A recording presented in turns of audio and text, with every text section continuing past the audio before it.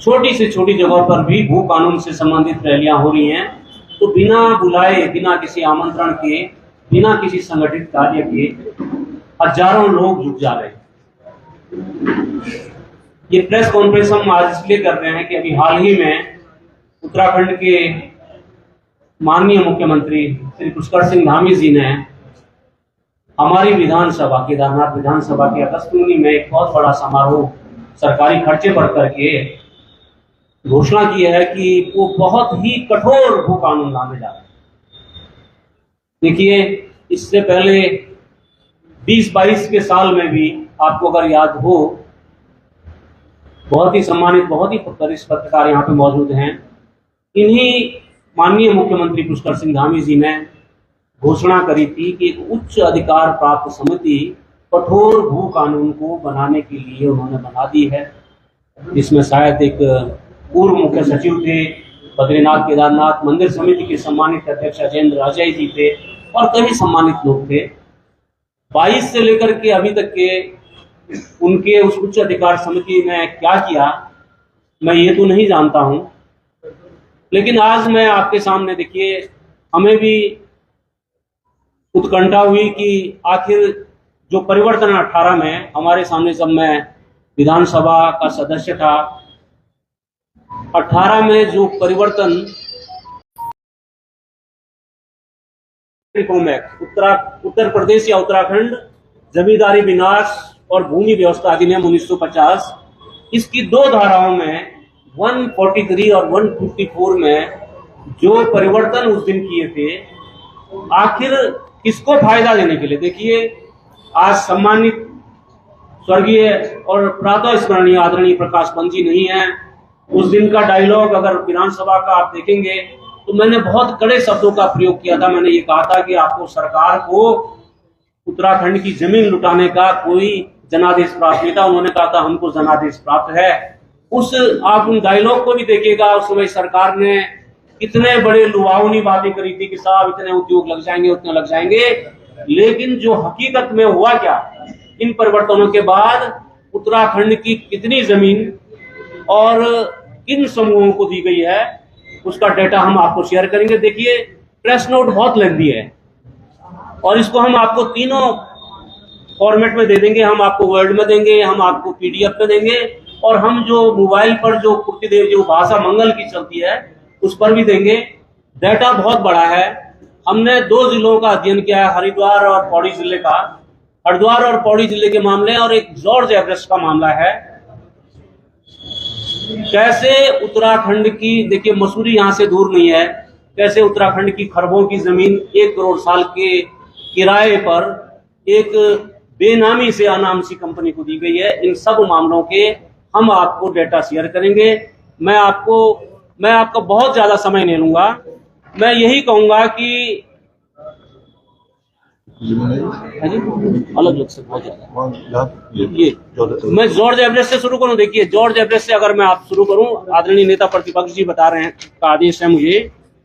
देखिए, जॉर्ज मसूरी के पास में एक पार्क स्टेट एक जमीन है। पार्क स्टेट कहते हैं, पहले स्टेट्स होती थी। स्टेट ये होती थी कि जिन लोगों के पास बड़ी बड़ी जमीनें होती थी उनको स्टेट का नाम देते थे। तो हाथी पांव में 422 एकड़ जमीन पार्क स्टेट की थी, उसमें कई लोगों की जमीनें थी।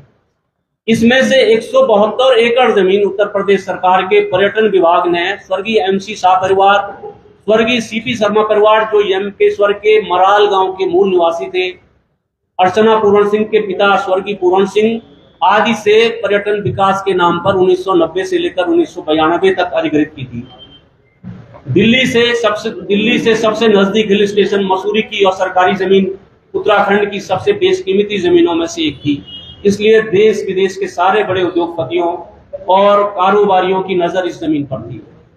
उत्तर प्रदेश के जमाने में समाजवादी पार्टी की सरकार में भी इस जमीन को एसएल वर्ल्ड कंपनी को देने की बात चली थी, लेकिन तब भारी जन विरोध और पत्र पत्रिकाओं में लेख प्रकाशित होने के कारण सरकार ने यह फैसला नहीं लिया था।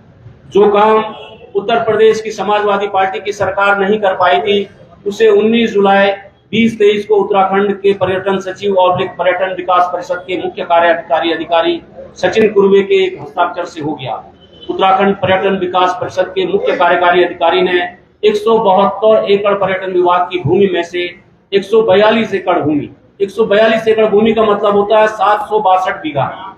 अगर आप नाली में उस जमीन को माने तो 2826 नाली होती है, और अगर वर्ग मीटर में अगर आप उस जमीन को माने इकाई, दाई, सैकड़ा, हजार, दशा, लाख, दशा, 57,44,566 वर्ग मीटर जमीन होती है। राजस aero sports and adventure private limited को केवल 1 करोड़ सालाना किराया पर इस जमीन को साहसिक पर्यटन से संबंधित गतिविधियों के ऑपरेशन, मैनेजमेंट और डेवलपमेंट के नाम पर 15 साल के लिए दे दिया।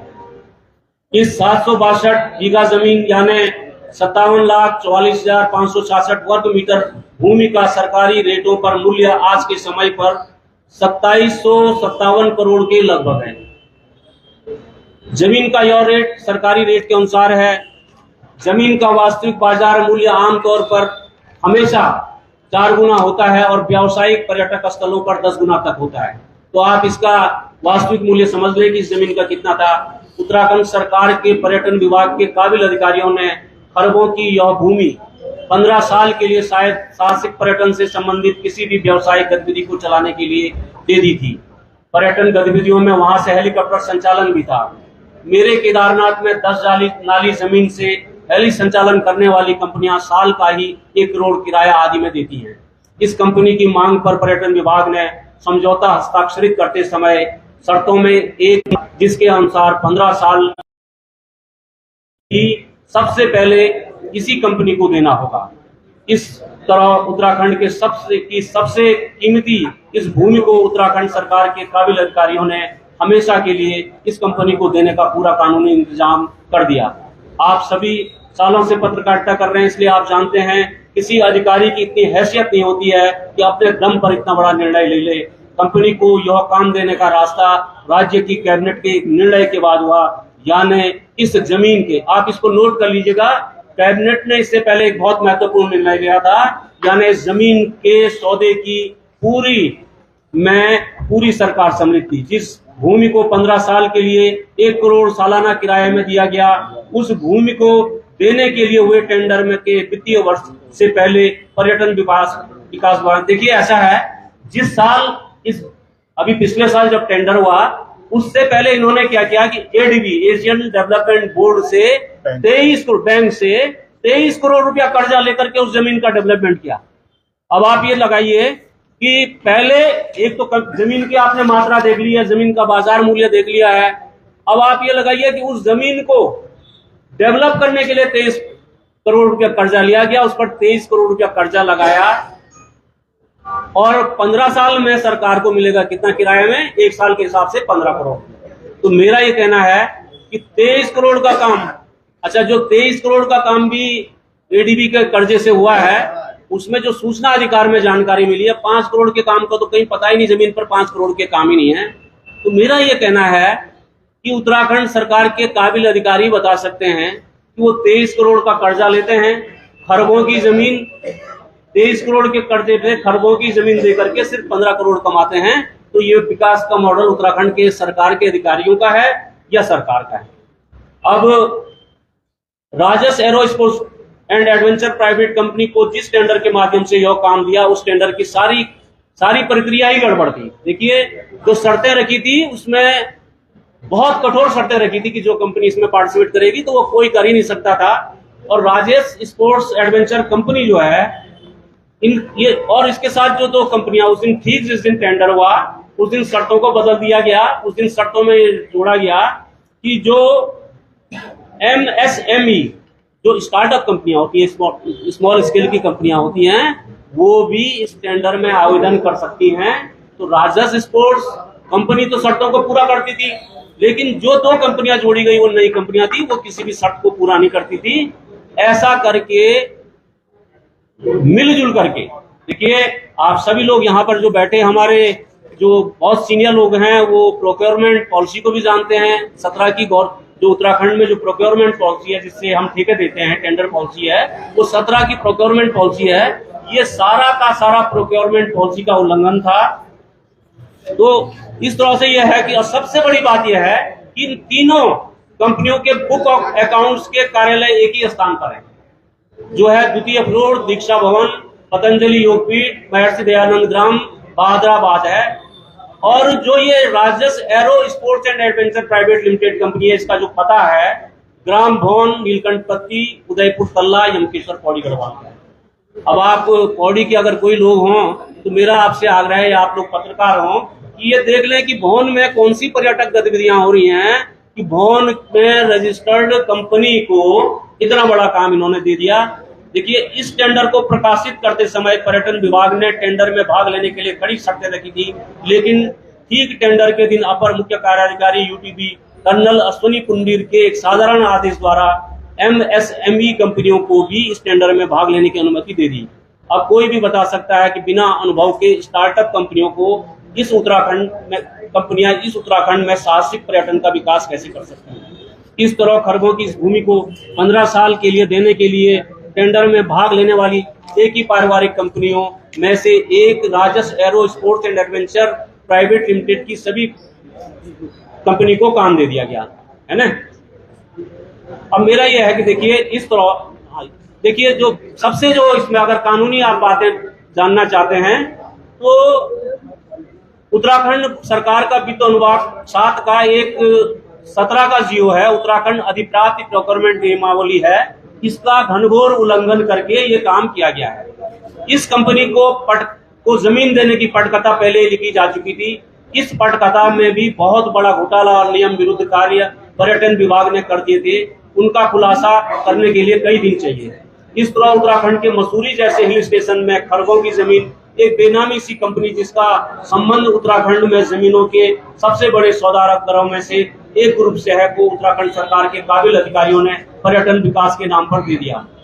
2018 में उत्तराखंड जमींदारी विनाश अधिनियम से में जो 2 परिवर्तन किए गए थे, उसका सबसे बड़ा फायदा उठाने वाला भी यही समूह है। जो मैं आपको पीडीएफ फाइल दूंगा उसमें आप देख लीजिएगा। देखिए, आधा का से अधिक काम आपके लिए, और आपके लिए 1 महीने के लिए दर्जनों स्टोरी तैयार हैं। हम जो पीडीएफ में आपको मसाला दे रहे हैं, आप ढूंढिए। हम किसी कंपनी का नाम नहीं ले रहे हैं, लेकिन आप जब कंपनी के नामों में बोर्ड ऑफ डायरेक्टर की लिस्ट में जानेंगे तो आप देख लेंगे कि कितना बड़ा षड्यंत्र इस सरकार ने किया है कि लोगों को ये सरकार उत्तराखंड की जमीन देने जा रही है। इस जमीन को कब्जा में लेने के बाद इस दुर्दान कंपनी ने सबसे पहले इस जमीन से लगी जमीनों और मकानों तक जाने वाले 200 साल से पुराने रास्ते बंद कर दिए, जिसे खुलाने के लिए स्थानीय निवासी आज भी संघर्ष कर रहे हैं। देखिए, आप लोगों के सामने जब भी ये मामला आया होगा जॉर्ज एवरेस्ट वाला, मेरे सामने भी जब आया तो इसके बारे में यही कहा गया कि साहब हमारा रास्ता बंद कर दिया गया। लेकिन रास्ता बहुत छोटी बात है, ये तो खरबों की जमीन औने दाम में किसी कंपनी को देने का षड्यंत्र था। कंपनी 3 घंटे की पार्किंग के लिए 700 रुपये वसूलती है और इस सड़क पर चलने के लिए 200 रुपये का किराया प्रति व्यक्ति देती है।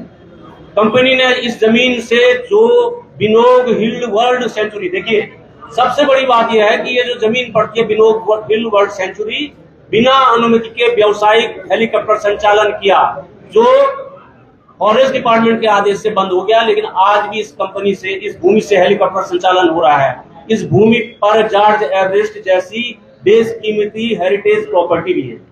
आपने जो जहां जॉर्ज एवरेस्ट रहते थे वो हेरिटेज हाउस है और इसी जमीन पर वो भी है। देखिए, अब आप कहेंगे साहब केदारनाथ से क्या संबंध है? सरकार ने पिछले साल केदारनाथ के लिए भी राजस aero sports and adventure private limited को, देखिए केदारनाथ में 9 या 10 हेली कंपनियां काम कर रही हैं, फ्लाइंग करती हैं, उन सबको हटा करके सरकार क्या कोशिश कर रही थी कि राजस एरो स्पोर्ट्स एंड इसी कंपनी को पूरा का पूरा काम देने की अनुमति देने की कोशिश कर रही थी। लेकिन विरोध के बाद इस विचार को बदल दिया गया। दूसरा क्या है, जो हम जमीन की बात कर रहे हैं, सरकार की नजर मसूरी के बाद रुद्रप्रयाग जिले के स्विट्जरलैंड के नाम से जाने वाले चोपता की बेशकीमती और उत्तराखंड का स्विट्जरलैंड के नाम से जाना जाता है जमीन पर है, इसलिए वहां के स्थानीय बेरोजगारों को उजाड़ने का काम भी कर रहे हैं। तो मैं इसीलिए ये कह रहा हूं, मैंने इसीलिए इस मामले को, एक मामला देखिए ये मैं मामला, अच्छा मैं आपका अधिक समय नहीं लूंगा। देखिए आप लोगों की जो, एक तो मैंने आपको ये बताया गया कि ये जो कानून है, इस कानून का 143 और 154 आपने देखना है। और दूसरा, ये जो एक थोड़ा सा मैं आपका समय और लूंगा।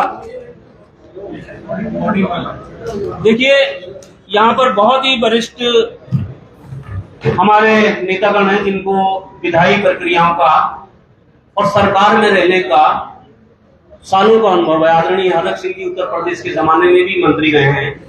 देखिए, जमीन संबंधी मामलों में कानून में परिवर्तन बहुत सोच समझ कर होता है, लेकिन उत्तराखंड ऐसा दुर्भाग्यशाली राज्य है कि जहां 18 के बाद 11 कानून में 11 परिवर्तन उत्तराखंड की भारतीय जनता पार्टी की सरकार ने किया है। हर परिवर्तन किसी न किसी को फायदा देने के लिए किया है। सबसे पहले ये जो 18 वाला जो परिवर्तन है, कि 18 के परिवर्तन में जो 143 और 154 धारा में जो परिवर्तन किया गया, उससे तो किसी भी कंपनी और किसी भी व्यक्ति को 12.5 एकड़ से अधिक जमीन व्यवसायिक कार्यों के लिए दिया गया। ये परिवर्तन भाई त्रिवेंद्र सिंह जी की सरकार में किया गया था। लेकिन इसमें एक क्लॉज देखिए, आप ध्यान से देखिएगा कि जो ये 143 में 143 कॉ जोड़ा गया। 143 कॉ में ये था कि अगर व्यवसायिक प्रयोजन से ली गई भूमि का प्रयोग व्यवसायिक प्रयोजन या औद्योगिक प्रयोजन के लिए नहीं किया जाएगा तो वो जमीन सरकार में नहीं हो जाएगी। मैं देख रहा हूं कि भारतीय जनता पार्टी के सरकार के लोगों ने इस कानून का बहुत ज्यादा प्रचार किया। भाई त्रिवेंद्र सिंह जी से हमारी कोई निजी दुश्मनी नहीं है। मेरा ये कहना है कि अगर भाई त्रिवेंद्र सिंह जी ने जमीनों के मामले में पास किया है तो आज इस समय के मुख्यमंत्री आदरणीय पुष्कर सिंह धामी जी ने महापात किया। आप कहेंगे महापात क्या हुआ? जो धारा 143 को 18 में त्रिवेंद्र सिंह जी ने जोड़ी थी कि भाई माना कोई इंडस्ट्री के लिए जमीन लेगा और इंडस्ट्री नहीं खोलेगा, वो धारा आदरणीय है। देखिए 22 का संशोधन है। मैं हर संशोधन में नहीं जाऊंगा। देखिए, मुझे समय होता तो मैं आपको ये दिखाता कि प्रदेश के नौकरशाहों ने जो जमीन पौधा के नजदीक ली है, जिस प्रेस कॉन्फ्रेंस में आप भी गए होंगे और जिसमें प्रॉपर्टी डीलर ने सीना तान के कहा था कि मैंने प्रदेश के कानून के हिसाब से जमीन ली है। देखिए, प्रदेश का कानून हर बार प्रदेश का भू कानून उत्तर प्रदेश जमींदारी विनाश और भूमि व्यवस्था अधिनियम 1950 को जब मर्जी आई, जब सरकार ने देखा किसी विधवा के नाम पर या किसी विधवा के परिवार के नाम पर देहरादून में 500 बीघा से अधिक जमीन है, तो सरकार ने विधवा को हिस्सेदार बना दिया। आज सब लोगों को ये प्रचारित किया गया कि हम विधवाओं को अधिकार दे रहे हैं। देखिए, विधवाओं को कोई अधिकार नहीं मिला। पहले मैं अपनी इस बात पर आता हूं, जो 143 आप कहेंगे पुष्कर सिंह धामी जी ने कौन सा महापाप किया? जो धारा 143 को जोड़ करके आदरणीय त्रिवेंद्र सिंह रावत जी ने ये क्लॉज जोड़ा था कि अगर जमीन का प्रयोग औद्योगिक प्रयोजन के लिए नहीं किया जाएगा तो जमीन सरकार में निहित होगी। आदरणीय धामी जी ने 22 में, देखिए 22 का संशोधन है, ये मैं सब आपको पीडीएफ के रूप में दे दूंगा। उस धारा 143 का लोप आदरणीय पुष्कर सिंह धामी की सरकार ने कर दिया। ये मैं आप अधिक कानूनी, क्योंकि ये इतने पेचीदे मामले हैं, मैं आपसे ये आग्रह करूंगा कि आप बार बार लोग मुझे पूछ रहे हैं कि साहब आप ही ने उस दिन बोला। देखिए, मेरी रुचि है, मेरा ये आग्रह है कि सारी पार्टी और सारे विधायक इस मामले में बोलना चाहते, लेकिन सरकार क्या करती है? सरकार जितनी बार ये 11 विधेयक लाए हैं, सरकार ने बवाल करा दिया। सदन में उस समय ये विधेयक आए हैं कि जब सदन में बहिर्गमन हुआ था और कई दिनों तक की ये विधेयक किसी के नजर में ही नहीं आए। जैसे आप देखेंगे आज भी जो आदरणीय विधायकों की पेंशन और भत्ते और पूर्व विधायक के पेंशन और भत्ते का विधेयक आप किसी के पास नहीं है, किसी ने देखा अभी तक के? तो जैसे उस विधेयक को किसी के सामने नहीं लाया गया, वैसे इन विधेयकों को पास करते समय इसको पब्लिक प्लेटफॉर्म में नहीं लाया गया। तो मेरा ये कहना है कि ये मैं आपको सारे जो विधेयकों में परिवर्तन हुआ है, इन सारे परिवर्तनों को हम पीडीएफ के फॉर्मेट में दे रहे हैं। इन विधेयकों में परिवर्तन के बाद 58 मामले हरिद्वार के, आप देख लीजिएगा किन किन ग्रुपों को सैकड़ों बीघा, सैकड़ों हेक्टेयर जमीन दी है। आपकी खुद की अंतर्दृष्टि होनी चाहिए, उनके बोर्ड ऑफ डायरेक्टर में कौन कौन लोग हैं। 53 मामले पौड़ी जिले के हैं। देखिए, लंबी लिस्ट है और मैं अभी ये दावा कर रहा हूं, बहुत कोशिश के बाद। देखिए, सरकार के लोहे के कवच से सूचना निकालना बहुत मुश्किल होता है। आप लोग पत्रकार हैं, हम सिर्फ 35% मामलों में इन सूचनाओं को निकाल सके हैं। आप खुद एनालाइज कर लीजिएगा इनमें सबसे बड़ा फायदा लेने वाले लोग कौन हैं, और सरकार, उत्तराखंड की सरकार ने उत्तराखंड की जमीन औने पौने दामों पर किन समूहों को दी है। और जॉर्ज एवरेस्ट का मामला भी आपके पास है, सब आपको हम सारे फॉर्मेट में ये सब दे रहे हैं। और मेरा ये कहना है कि मैं इसलिए आज भी ये प्रेस कॉन्फ्रेंस कर रहा हूं, इसके बाद सरकार की नजर केदारनाथ विधानसभा की चोपता की बेशकीमती जमीनों पर है। सरकार वहां की हेली कंपनियों के बदले, सारी कंपनियों के बदले एक कंपनी को काम देना चाहती है। सरकार बद्रीनाथ और केदारनाथ के सारे सरकार के इन कानूनों के परिवर्तन के कारण बद्रीनाथ, केदारनाथ और सारे पर्यटकों की जो महत्वपूर्ण जमीनें सारी बिक गई हैं। इसलिए मेरा कर्तव्य था कि मेरे सामने जैसे ये डेटा आया मैं आपके सामने शेयर करूं। बहुत बहुत धन्यवाद।